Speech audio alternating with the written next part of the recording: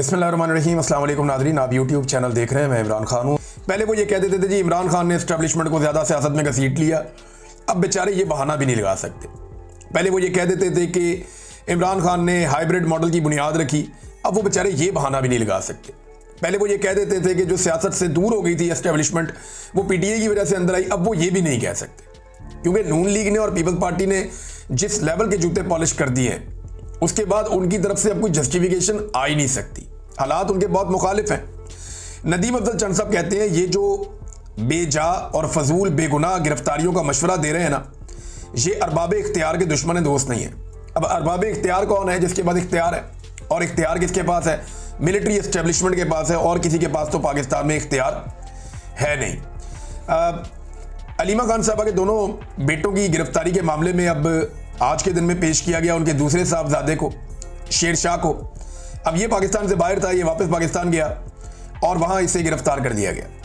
पहले इसके बड़े भाई को गिरफ्तार किया गया, वो गलती से गिरफ्तार किया गया, लेकिन गोंगलुओं से मट्टी झाड़ने के लिए और अपनी शर्मिंदगी मिटाने के लिए ढीटों की तरह उसका रिमांड हासिल कर लिया गया।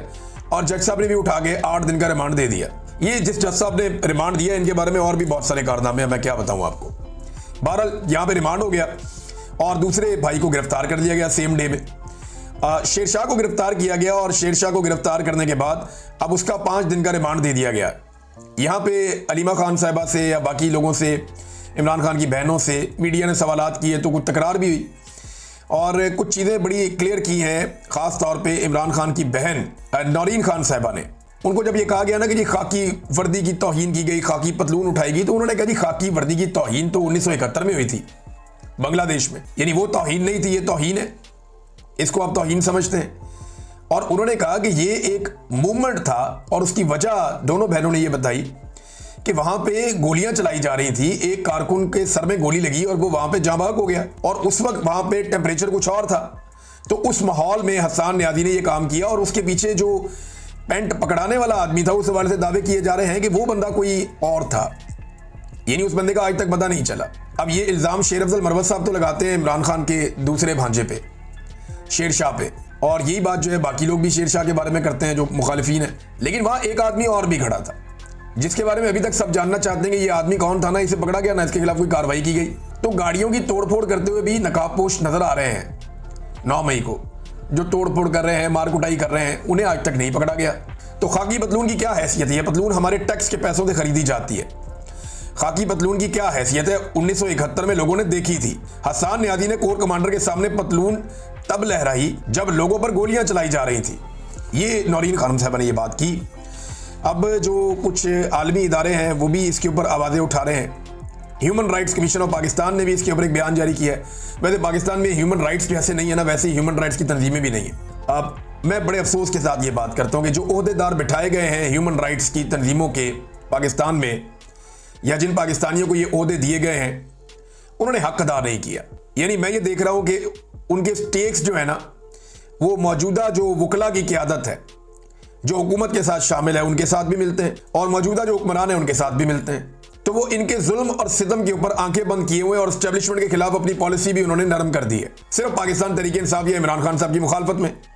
क्योंकि इमरान खान साहब ने इन लोगों को बहुत पहले पहचान के ये कहा था खूनी लिबरल्स हैं। तो अब वो जो स्टेटमेंट भी देते हैं वो बादिल ना खास्ता स्टेटमेंट देते हैं, और अमली तौर पे इन्होंने कोई इकदाम नहीं किए। चाहे अरशद शरीफ की शहादत हो, चाहे मुझे जबरी तौर पे लापता किया गया हो, चाहे और बहुत सारे सहाफ़ियों की, शायरों की गिरफ्तारियां हो, चाहे एक्टिविस्ट की गिरफ्तारियां हो और उनकी जबरी गुमशुदगियां हो, तो इन्होंने उस तरह आवाज़ नहीं उठाई जैसे आवाज़ उठाई जानी चाहिए थी। बहरहाल इस मामले की उन्होंने मजम्मत की है कि इमरान खान साहब के 2 नेफ्यूज़ को 9 मई के अंदर जो है वो गिरफ्तार किया गया। ये बड़ी ज़्यादती है, और इतने महीनों के बाद, 27 महीनों के बाद दोनों को गिरफ्तार किया गया। तो ये मैंने आपको पहले बताया था कि ये गिरफ्तारियां जो हैं वो सिर्फ और सिर्फ इसलिए हैं कि अलीमा खानम को दबाया जा सके और वो इमरान खान साहब का मौक़िफ़ बाहर देने से रुक जाएं।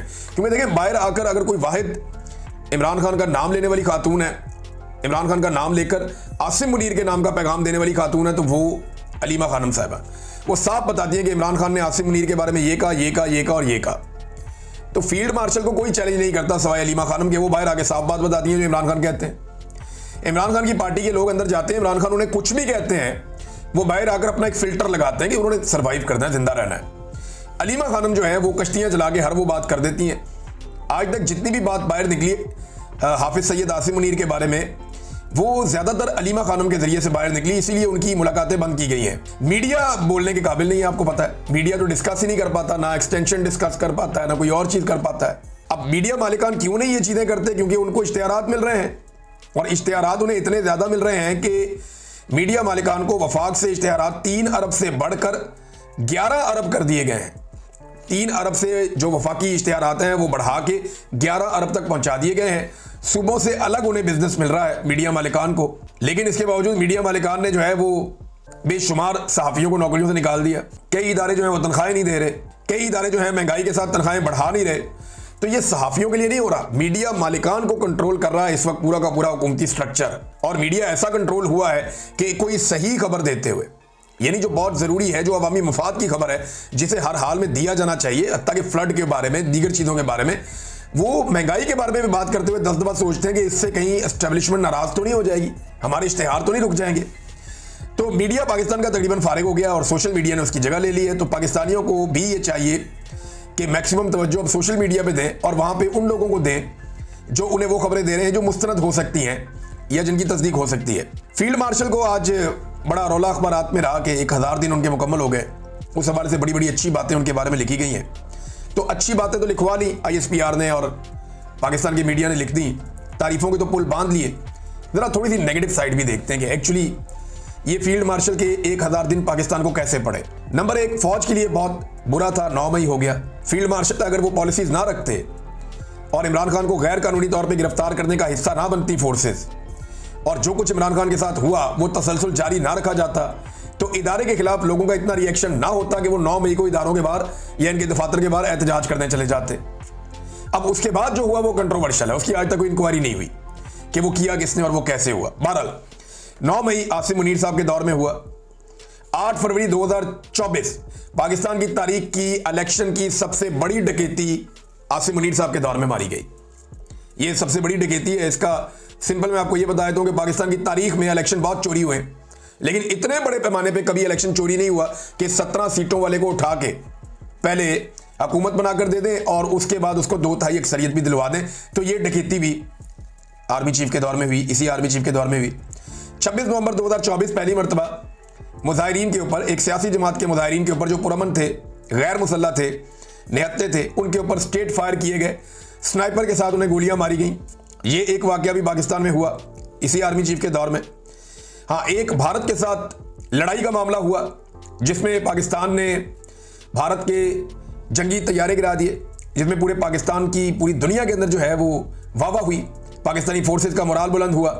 तो ये एक वाकया ऐसा हुआ जिसको इनके दौर का अच्छा वाकया कहा जा सकता है। लेकिन उसके बाद ये फील्ड मार्शल बन गए। ना 1 इंच जमीन फतह की गई, ना जमीन के ऊपर पाकिस्तान को कोई कामयाबी मिली, ना कश्मीर आजाद हुआ, और ना ही पाकिस्तान भारत से अपना पानी छुड़वा पाया। ये सारे काम पाकिस्तान नहीं कर पाया, लेकिन फील्ड मार्शल आसिम मुनीर साहब बन गए। और एक और चीज, आसिम मुनीर साहब की ज्यादा तवज्जो उनके अपने टन्योर में उनके अपने काम के ऊपर तो रही होगी, जो आर्मी चीफ की ड्यूटीज हैं वो तो उन्होंने जरूर की होंगी, लेकिन उससे ज्यादा रिपोर्ट हुआ उनके मामलात वो वाले जो सियासत पे, मईशत पे और इंतजामी मामलात पे रहे। तो उनकी तवज्जो, हालांकि हलफ इसकी इजाजत नहीं देता, लेकिन उनकी तवज्जो दीगर मामलात की तरफ बहुत रही। अब तक के लिए इतनी, अपना ख्याल रखिएगा, अपने चैनल